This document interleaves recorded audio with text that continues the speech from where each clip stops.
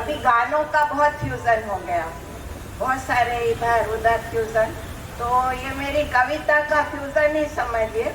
और बस एक ही मैं गुजारिश करूंगी, कविता का आनंद लेने के लिए आप ध्यान से सुनेंगे तो आप लोगों को आनंद आएगा।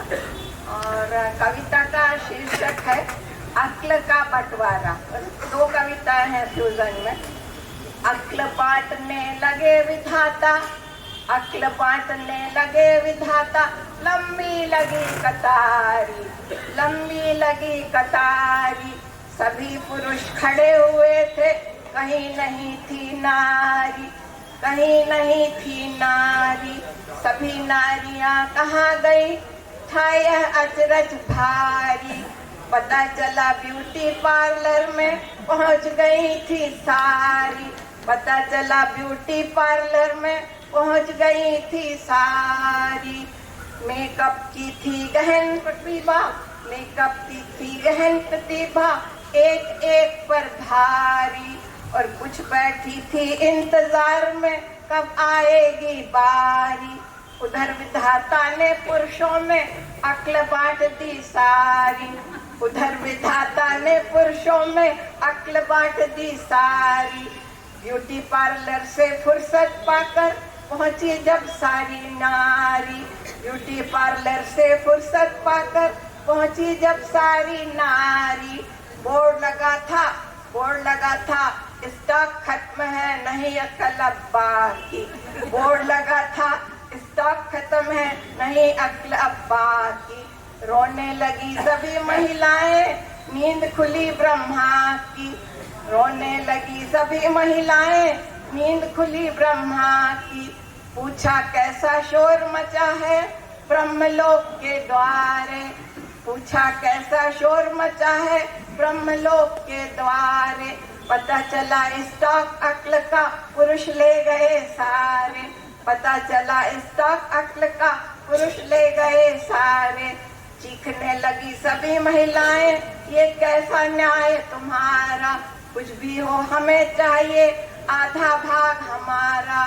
पुरुषों में शारीरिक बल है, हम ठहरी अब लाएं, अक्ल हमारे लिए बहुत जरूरी, तब हम कैसे अब कहलाएं। तब दाढ़ी सोच हिलाकर कुछ बोले ब्रह्मा जी, एक वरदान तुम्हें देता हूँ, हो जाओ अब राजी।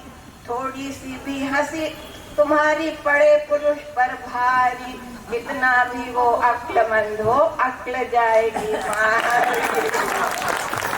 एक महिला ने तर्क दिया कि मुश्किल बहुत होती है, हंसने से ज्यादा महिलाएं जीवन भर रोती हैं।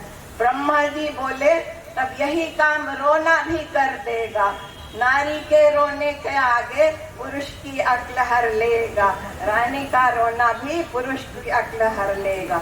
एक बुजुर्ग महिला ने तर्क दिया, हंसना रोना नहीं आता, झगड़े में हम खूब सिद्धस्त, खूब झगड़ना आता, झगड़े में हम सिद्धस्त, खूब झगड़ना आता।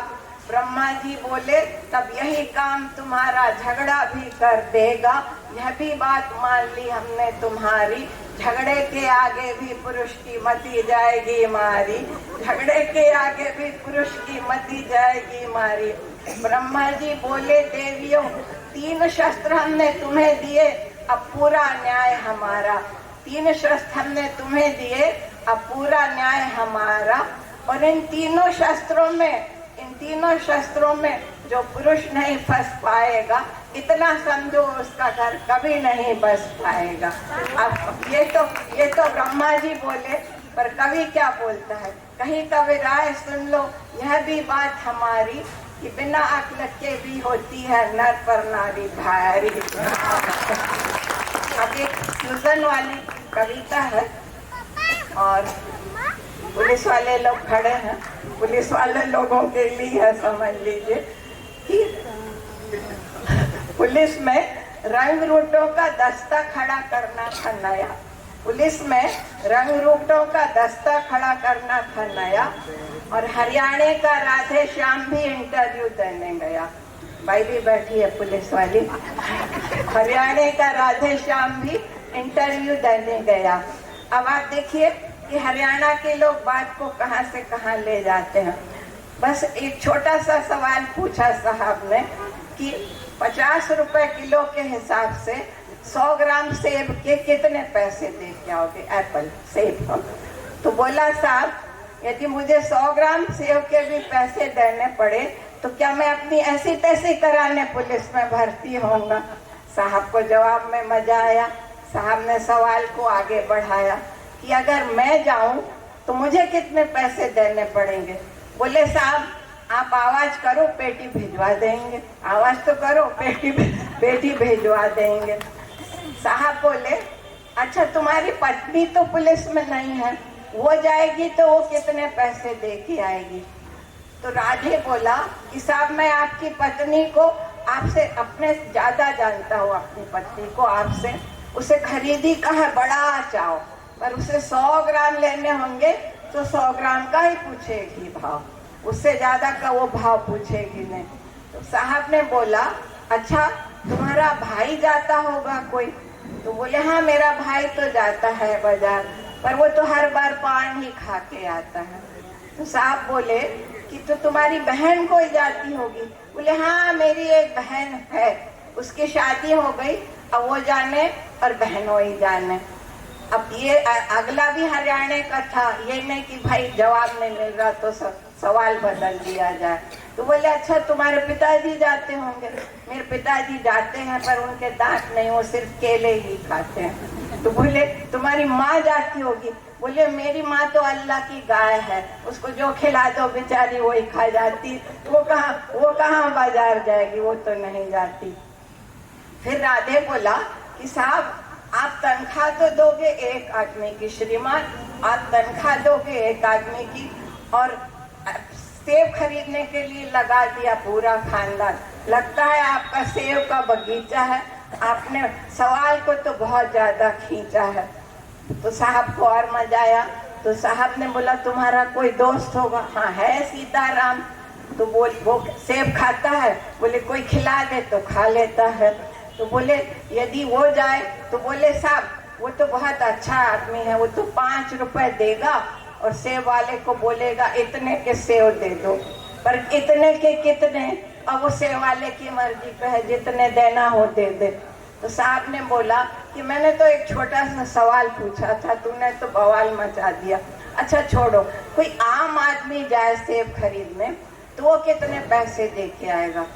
आम आदमी की बात सुन के राधे थोड़ा सीरियस हो गया। बोले साहब आपने आम आदमी को सेब खरीदने लायक छोड़ा ही कहाँ, आम आदमी तो हाथ गाड़ी लगाता, खरीदते तो खास आदमी है। फिर साहब बोले कि मैंने एक छोटा सा सवाल पूछा राधे, तुमने तो सवाल का बवाल मचा दिया। तो बोले साहब मुझे तो शुरू से सवाल पसंद नहीं है, बिल्कुल शुरू से ही पसंद नहीं है।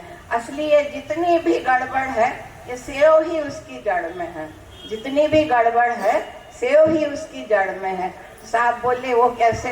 बोले उस दिन आदम और हवा ईडन और एव वो सेव नहीं खाते तो मैं इस दुनिया में होता ना आ पाते।